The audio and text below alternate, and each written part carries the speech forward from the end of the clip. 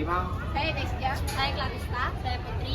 Saya Tresya. Saya Amal Reski. Di sini saya, Putri, dan Teresia akan menjelaskan tentang Perang Aceh. Jadi, sejak abad ke-17, Belanda sudah berusaha menanamkan kekuasaannya di Aceh. Hal itu karena Aceh merupakan pusat perdagangan yang ramai, maka Aceh adalah tempat yang strategis. Selain itu, Aceh juga memiliki banyak kekayaan alam seperti lada, hasil tambang, serta hasil hutan yang melimpah sehingga Belanda sangat ingin menguasainya untuk mewujudkan Pax Neerlandica. Namun hal tersebut tidak semudah yang dibayangkan Belanda, sebab rakyat Aceh menunjukkan segala upaya untuk mempertahankan kedaulatannya. Pada masa itu, Belanda juga memiliki kendala yaitu Traktat London yang disetujui pada 17 Maret 1824. Di tahun 1858, Belanda juga mengadakan perjanjian dengan Sultan Siak dan sampai pernah mengakui kedaulatan Belanda di Sumatera Timur. Tidak berhenti sampai di situ, Belanda akhirnya mengumumkan peperangan terhadap rakyat Aceh. Dinilai mudah dikalahkan, ternyata Aceh memiliki semangat tinggi untuk mendapatkan kembali tanah Aceh. Jalannya Perang Aceh. Perang Aceh dimulai pada 5 April 1857 di mana pasukan Belanda di bawah kepemimpinan Mayor Jenderal J.H.R. Kohler mulai menyerang Aceh. Dengan kekuatan yang ada, para pejuang Aceh pun tidak tinggal diam dan mampu memberikan perlawanan sengit. Belanda sempat melakukan penyerangan ke Masjid Raya Baitur Rahman dan sempat menginstruksikan anak buahnya untuk menembakkan peluru ke arah masjid. Akibatnya masjid mulai terbakar dan pasukan Aceh mulai berbondong-bondong meninggalkan masjid. Belanda akhirnya berhasil menguasai masjid pada 18 April 1873, namun Mayor Jenderal Kohler diketahui tewas dalam sengitnya pertempuran di masjid ini. Melihat kedatangan Belanda, pasukan Aceh pun tidak tinggal diam hingga akhirnya meluncurkan berbagai serangan. Namun sayangnya, pasukan Aceh harus mengalah dan mundur karena persenjataan Belanda jauh lebih lengkap. Pada 24 Januari 1874, pasukan Belanda kembali menduduki istana. Sultan Mahmud Shah II bersama para pejuang lain telah terlebih dahulu meninggalkan istana hingga pada akhirnya 4 hari setelah Sultan wafat akibat wabah kolera. Akhir Perang Aceh.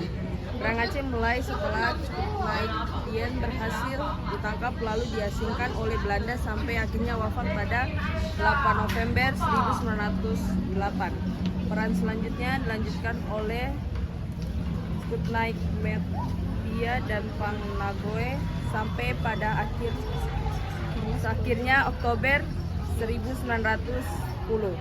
Keduanya gugur dan perang resmi berakhir secara massal pada tahun tersebut. Dampak Perang Aceh mau tidak mau tunduk dan mengaku kedaulatan Belanda, serta menyerahkan seluruh wilayahnya. Kerugian yang sangat besar juga dirasakan oleh Belanda.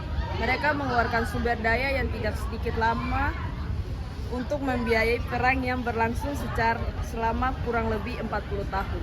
Baik, sekian dari kami tentang sejarah Perang Aceh. Terima kasih. Saya Nabeneon Timang dan Amal Reski akan menjelaskan tentang materi Perang Batak.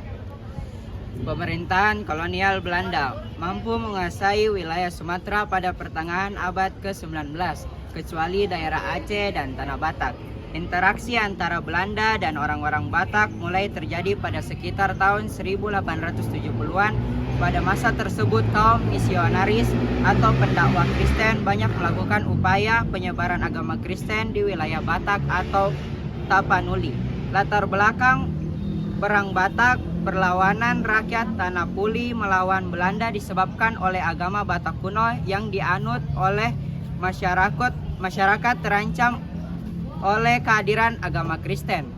Jalannya perang menanggapi tindakan pengusiran oleh Sisingamangaraja. Para misionaris meminta perlindungan dari pemerintah kolonial Belanda pada 6 Februari 1878. Pasukan Belanda tiba di Pearaja atau pedalaman Sumatera Utara dan bergabung dengan kaum misionaris Belanda. Kedatangan tentara Belanda di wilayah Batak telah memprovokasi Sisingamangaraja sehingga ia mengumumkan perang pada 16 Februari 1878 dengan melakukan penyerangan ke pos-pos Belanda di Bahal Batu. aliansi Sisingamangaraja dan Aceh mampu menduduki wilayah pedalaman Sumatera Utara, namun saat masuk wilayah ke kota, pasukan ini dapat dipukul mundur oleh Belanda. Perang Batak antara pasukan Sisingamangaraja dan Belanda berjalan seimbang selama tahun 1880-an. Serangan Sisingamangaraja pada Agustus 1889 mampu menduduki daerah Lobu Talu dan membunuh beberapa tentara Belanda. Namun pendudukan Labu Talu tidak berlangsung lama karena Belanda kembali mendatangkan bantuan dari Padang untuk merebut kembali Lobu Talu dari tangan Sisingamangaraja. Akhir dari Perang Batak. Perlawanan Sisingamangaraja dalam Perang Batak mulai meredup semenjak wilayah hutan Paong diduduki oleh Belanda pada September tahun 1889. Pasca pendudukan Huta Paong, Belanda terus memburu Sisingamangaraja dan pasukannya hingga terjadi pertempuran di daerah Tamba. Dalam pertempuran tersebut, pasukan Batak mengalami kekalahan dan melarikan diri menuju daerah Horion. Belanda terus melacak arah pelarian Sisingamangaraja dan pasukannya. Bahkan pihak Belanda menggunakan orang-orang dari Senegal, Afrika untuk membantu pelacakan. Tahun 1907, Belanda mampu mengepung Sisingamangaraja yang ke-12 di daerah Dairi, namun ia tak mau menyerahkan diri. Sisingamangaraja beserta pasukannya bertarung hingga titik darah penghabisan dan meninggal pada pengepungan tersebut. Adapun beberapa dampak yang diakibatkan oleh Perang Batak, yaitu tersebarnya agama Kristen dan banyaknya masyarakat yang terbunuh. Jatuhnya wilayah Batak, termasuk Tapanuli, ke tangan Belanda. Hal ini ditandai dengan wafatnya Raja Sisingamangaraja ke-12. Setelah Batak jatuh di tangan Belanda, pemerintah Hindia Belanda jadi lebih leluasa dalam menerapkan berbagai kebijakan.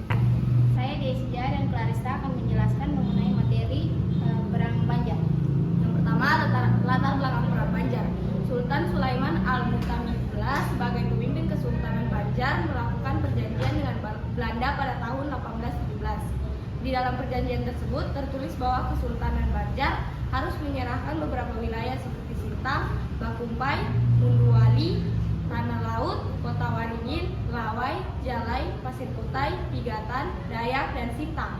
Perjanjian ini dilanjutkan oleh Sultan Adam Al-Warsik bila pada tanggal 4 Mei 1826. Ia juga melakukan perjanjian dengan Belanda sehingga menyisakan wilayah Kesultanan Banjar hanya meliputi Martapura, Hulu Sungai, dan Banjarmasin. Oleh karena wilayah kekuasaan yang menjadi semakin sempit, kehidupan sosial dan ekonomi Kesultanan Banjar menjadi semakin bermasalah. Setelah Sultan Adam meninggal pada tahun 1857, terdapat 3 kandidat penerusnya, yaitu Pangeran Hidayatullah II, sehingga Pangeran Tamjidillah II yang kemudian dinobatkan sebagai Sultan Banjar.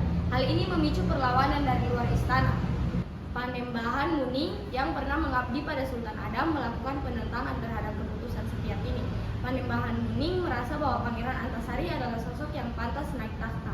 Pangeran Antasari berhak untuk menjadi sultan karena ia merupakan keturunan Sultan Muhammadillah, salah satu sultan Banjar yang memerintah pada tahun 1759 hingga 1761. Gerakan Aling terkenal dengan sebutan Datu Muning yang terpusat di Kembayu, Tambai Mekah, tepatnya di daerah Sungai Muning, Kalimantan Selatan. Pangeran Antasari menerima undangan untuk ikut bergabung dalam gerakan ini dan melawan Belanda. Gerakan ini juga didukung oleh Kesultanan Kutai Kartanegara dan Kesultanan Pasir. Pada tanggal 25 April 1859, pasukan Antasari menyerang kawasan tambang batubara Pengalon. Pasukan Aling juga melakukan serangan yang berhasil membakar tambang dan pemukiman orang-orang Belanda. Hal ini yang memicu terjadinya Perang Banjar. Pangeran Hidayatullah II dan Pangeran Antasari menggunakan strategi gerilya dalam Perang Banjar ini.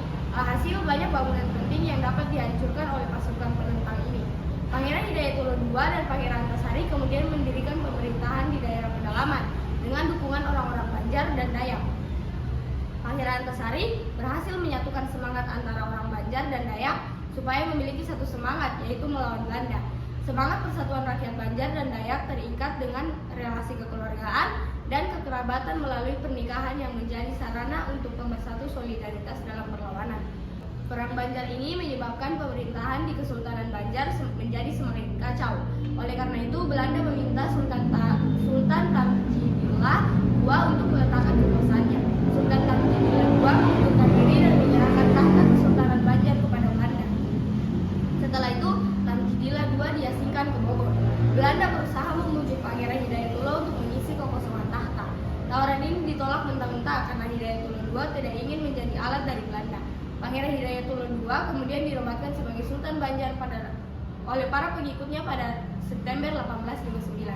Belanda yang mengetahui hal ini kemudian murka dan mengumumkan penghapusan Kesultanan Banjar pada 11 Juni 1860. Pangeran Hidayatullah dengan bantuan Demang Lehman terus melakukan serangan terhadap Belanda dengan strategi gerilyanya. Begitu pula dengan pasukan Antasari. Seiring berjalannya waktu, Perang Banjar semakin mencapai titik puncaknya. Belanda kemudian mengerahkan seluruh pasukannya untuk melawan kekuatan Kesultanan Banjar. Akhirnya, Pangeran Hidayatullah terdesak dan berhasil ditangkap pada 28 Februari 1862. Setelah itu, Pangeran Antasari dinobatkan menjadi Sultan Banjar mulai tanggal 14 Mei 1862.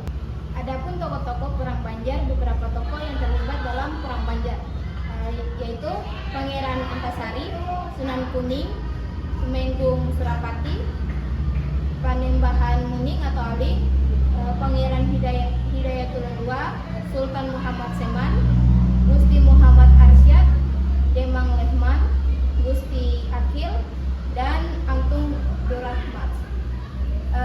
Akhir dari Perang Banjar.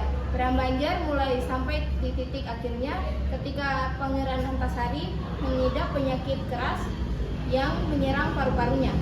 Meskipun dalam keadaan sakit, Pangeran Antasari tetap ingin untuk menjadikan Kesultanan Banjar berdaulat. Pangeran Antasari meninggal pada bulan Oktober 1862 dan menitipkan pesan kepada para pengikutnya. Perang Banjar akan berakhir pada tahun 1906 dengan Kesultanan Banjar mengalami kekalahan. Banyak korban jiwa yang jatuh pada pertempuran ini. Sementara pihak Belanda kehilangan pasukan sekitar 5.000 orang dan 2 kapal uap yang tenggelam. Dampak Perang Banjar ini menimbulkan beberapa dampak buruk pada kerajaan Banjar sendiri. Seperti yang pertama itu pembubaran Kesultanan Banjar. Dampak pertama adalah Kesultanan Banjar yang harus dibubarkan oleh Belanda. Perlawanan rakyat Banjar belum cukup kuat kepada Belanda. Hal ini dikarenakan senjata yang digunakan masih tradisional. Pada saat itu, persenjataan Belanda jauh lebih canggih daripada milik Indonesia. Kesultanan Banjar kemudian dibubarkan dengan tujuan menghindari konflik lebih lanjut dan untuk menghindari resiko adanya pemberontakan dari rakyat Kalimantan Selatan. Pusat kerajaan Banjar begitu pula dengan pemerintahan yang ada di bawah kekuasaan Kesultanan Banjar. Belanda menguasai Kalimantan. Oleh karena Kesultanan Banjar sudah tidak ada seluruh sistem pemerintah berada di bawah kekuasaan Belanda. Masyarakat kembali mengalami penderitaan. Sering terjadi konflik antar masyarakat karena keadaan yang serba kekurangan. Belanda kembali bertindak semena-mena dan mengeksploitasi sumber daya di Kalimantan. Pihak Belanda melakukan eksploitasi sumber daya alam secara besar-besaran di Kalimantan. Sumber daya yang diambil meliputi hasil kebun, rempah-rempah, serta pertambangan batu bara. Rakyat menjadi semakin tersiksa dengan keadaan ini.